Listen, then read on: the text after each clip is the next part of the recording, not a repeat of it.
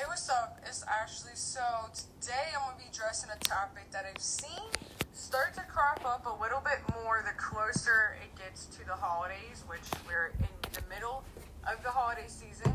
But the closer we get to Thanksgiving and to Christmas and all the other winter holidays and New Year's, I see this one topic show up almost more than losing weight or losing fat, essentially. So I see a lot of people who have problems with bloating, and then the automatic thing that they go do is do a detox. Typically, I see this more often as a juice cleanse, and I'm here to debunk why that's not going to be effective, why it doesn't work, and how to prevent your bloating, aka how to be proactive about it. Because here's the reality. If you're continually finding yourself in the same position, what you're doing is not working. And it's actually not. If you're having problems with your bloating and you're constantly struggling with it, there is something else going on that you need to address. So you can't just do a quick fix, number one, and expect a long-term result. That is never the case in anything in fitness. It's never the case for anything with success, no matter the industry or aspect of your life. So you're only playing yourself and you're thinking it's going to work. And typically I see this on a lot of influencer type blogs, a lot of celebrity type shit, and they're not a credible expert in fitness, number one. Number two, they also have zero street cred when it comes to actually maintaining a result. If you see the same person continually or every year having to do something drastic that's going to be detrimental to their health, like a juice cleanse, here's a newsflash: they don't know what they're doing. If they knew what they were doing, they would not have this repeated problem, okay? I'm all about fixing a problem and resolving it long term, right? I lost weight in 2008. I never had to resort to anything drastic like that, okay? And I have steadily and consistently maintained my result for almost 15 years now, and it is very rare. I do not see many people who can say that, okay? That's why I'm out here teaching. That's why I'm out here coaching. That's why I'm out here doing what I'm doing. And when I see people who do that, okay, they may think it's going to work, but it doesn't, because they're continually, constantly doing it. That's the first key. That's the first red flag. Does it work? Does it not work? Okay? And typically, if you've been following somebody for a while, even if they're not a celebrity, you'll be able to notice this pattern. You'll notice it. I notice it in people who are not celebrities. Every few months, they're posting about going on a diet. They're posting about going on a juice cleanse, okay? What they're doing does not work, if that's what they're constantly doing. That's the first red flag.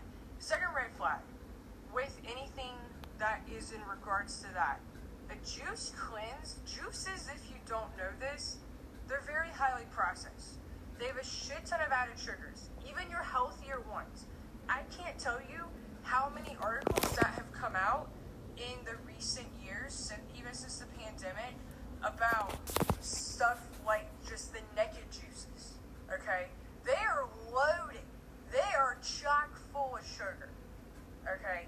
So if you think going on a juice cleanse is going to benefit your body and you don't necessarily think there's a problem with it, I don't know about you, but adding all that massive amount of processed sugar into your daily intake, much less having that be the only thing you intake for 2 to 3 days, that's not healthy. I don't know who told you that's healthy, and I'm sorry you were misinformed, but intaking a ton of juice and thinking you're going to cleanse your body when it's really very massively full of processed sugar, it is not going to benefit you. And there are tons of people in fitness. There are tons of momfluencers, okay? And tons of bros who are promoting it or saying they're doing it. But in reality, all that massive load of sugar is going to do is going to cause a massive spike in your energy for like a very short amount of time.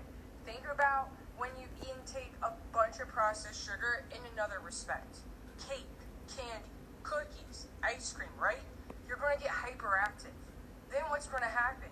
You're going to crash. You're going to have that sugar crash. It's the same thing with caffeine. That's a whole nother conversation for another time.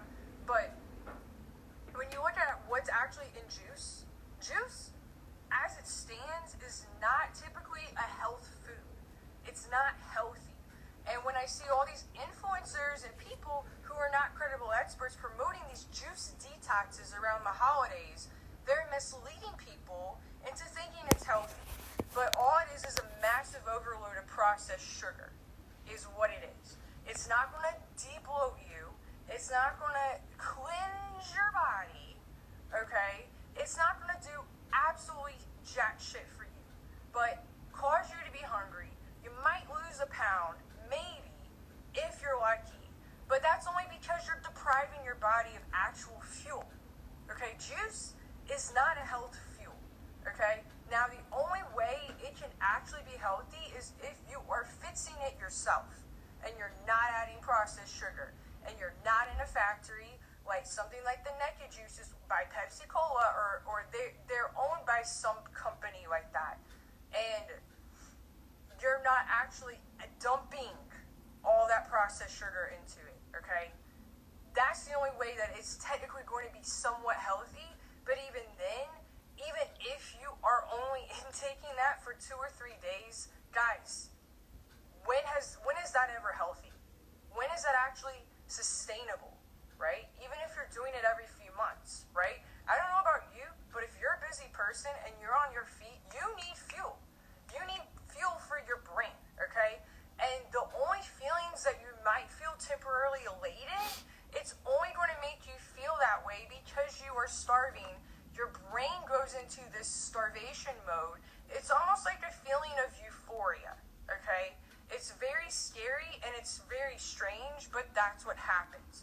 If you've ever heard of people who have survived a couple of days out in the wilderness or a couple of days without food in something like a prison deal or a capture situation, they will tell you, like, they were hallucinating, okay? So that is why I never, ever, ever recommend a juice cleanse or a juice detox. It just simply does not work, and it is not healthy, and it's not sustainable. But I see this crop up around the holidays because people do get bloated a lot during the holidays.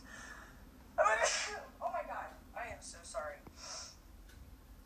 I had to sneeze. But the reason why you're having the bloat part, number one, is because you're intaking food that's causing the bloat, okay? What are the common culprits for bloating? This is another factor that people want to know as soon as they understand a juice detox or a detox or cleanse is not going to benefit them and it's not actually going to resolve the problem. So let's go to the drawing board and let's go over the food that's actually causing you to be bloated in the first place. First culprit, processed food. And I know that word gets thrown out a lot out there, and I'm telling you, it's not just the junky food. It's also health food in disguise. What do I mean by that? There are a lot of protein bar brands that have a shit ton of xylitol or some other sugar alcohol in it. Those sugar alcohols are going to cause bloating. They are not healthy for you, but it's a protein bar, so people assume it's healthy. So the best case scenario to avoid bloating is to avoid your processed sugary, junky food, but also look at your healthy food that's processed, like a protein bar, and look at it. Does it have sugar alcohols in it? If it does, it's likely causing GI problems for you. You can avoid this by reading the label before you purchase it. Even if it's online on an online shop like bodybuilding.com, look at the label and see what the hell's in there before you're just adding it to cart and purchasing it, irregardless of what blogs and fit bros and all these other people are saying. I'm telling you, there has been numerous cases of people who have left the fitness industry and they have stopped eating all of these protein bars and stuff, and they said their bloating almost disappeared overnight. Okay, I'm not saying protein, like whey protein and all that is necessarily bad or plant-based is bad. It's not. just be smart about what you're buying and look at the label before you're buying it. The second category of food that causes bloating is fast food. This one should be obvious, but again, even if you're buying the healthier versions on the menu, it can still cause bloating depending on various factors in the food, the sodium level, if it was fermented or not, if it was heavily processed before getting to that plant. Anything that's been processed, they have to put additives into the food to give it a shelf life. I'm not saying that by itself is a horrific thing. It's not, but it's something to keep in mind to be smart about when you're ordering your food. Anything like restaurant food, unless if it's a specialty restaurant, there are many in LA and New York City cropping up now because of the healthy eating movement that has been going on for the past 15, 20 years. But on a generalized basis, limit the amount you're going out to eat. How many times a week are you really ordering fast food, okay?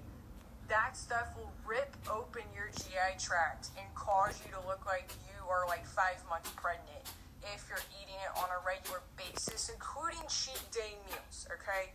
That's a phenomenon for another convo for another day.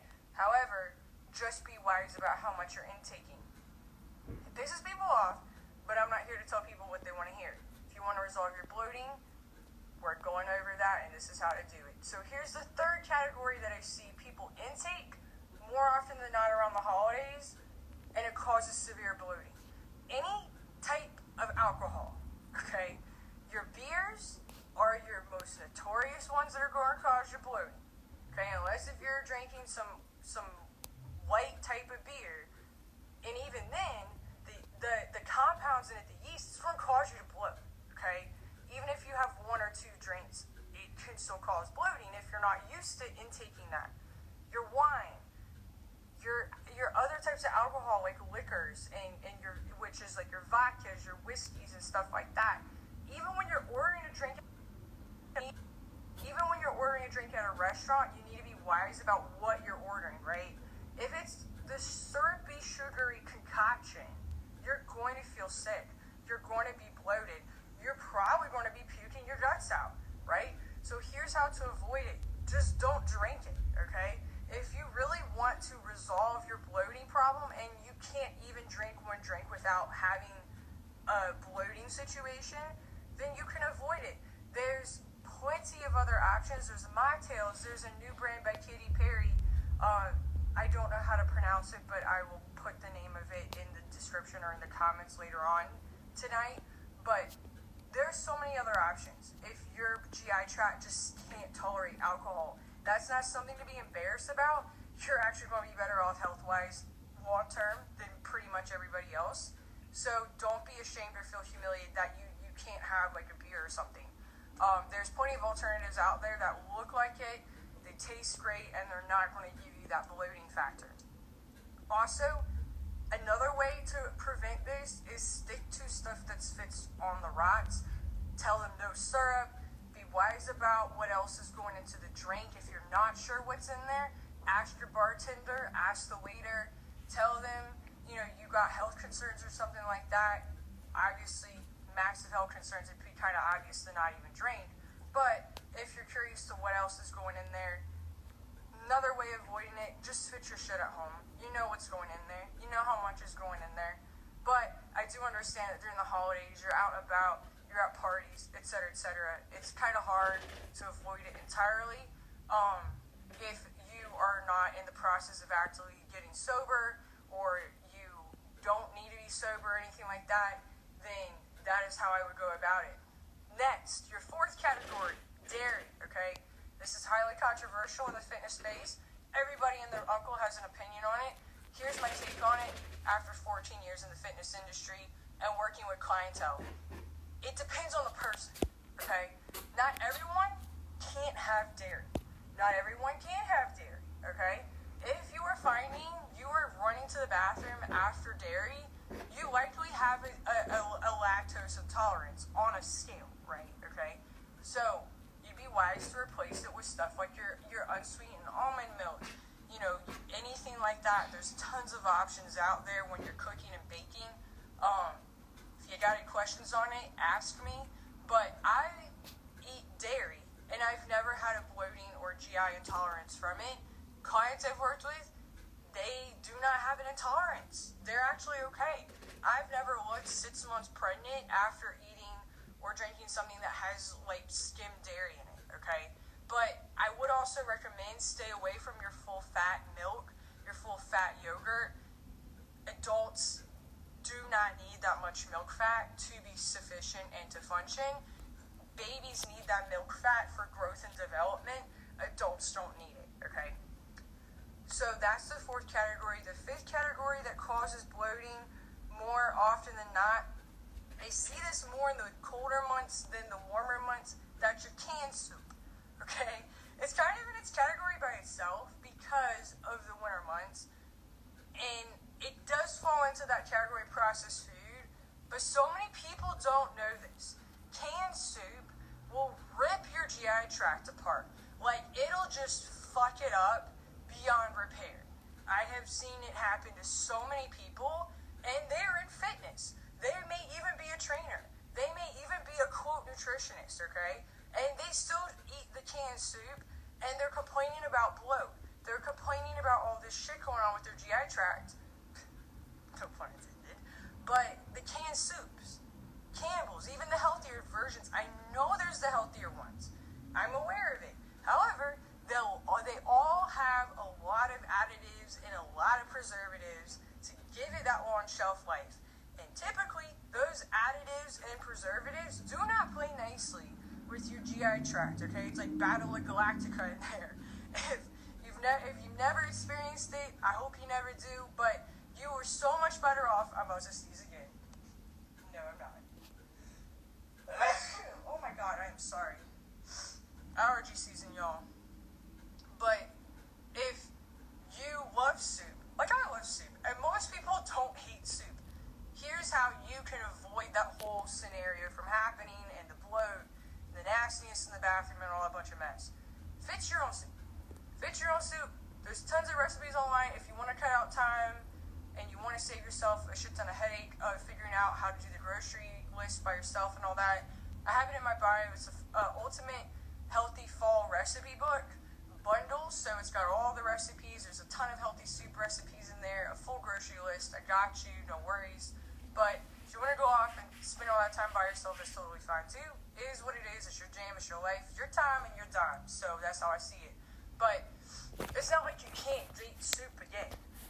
You need to fix healthier versions of it at home. And it's not like those healthier soup versions are entirely horrible for you, but all the additives and preservatives are going to ruin your GI tract. It causes bloating. It's one of those sneaky ones, like the protein bars. And I'm not saying every protein bar is terrible. Most of them are, actually, but not all of them. They're starting to have better formulations for them over time. And again, you can also fix your own protein bars at home. There's tons of recipes out there. Again, I do have a protein bar recipe in that fall recipe bundle, but if you want to go off and try to find it by yourself, that's totally fine. Again, your time and your time. But it's not like the actual idea of it is bad, okay? So I want you to not think you can't ever eat soup again, or you can't ever have a protein shake or bar again, right? There's so many other options out there. Fixing it yourself is the top way to avoid that bloat and to avoid those GI tract problems. So I hope this video was helpful. Now you know. You should know by now. If you don't, if you're just joining, go back and rewatch the beginning.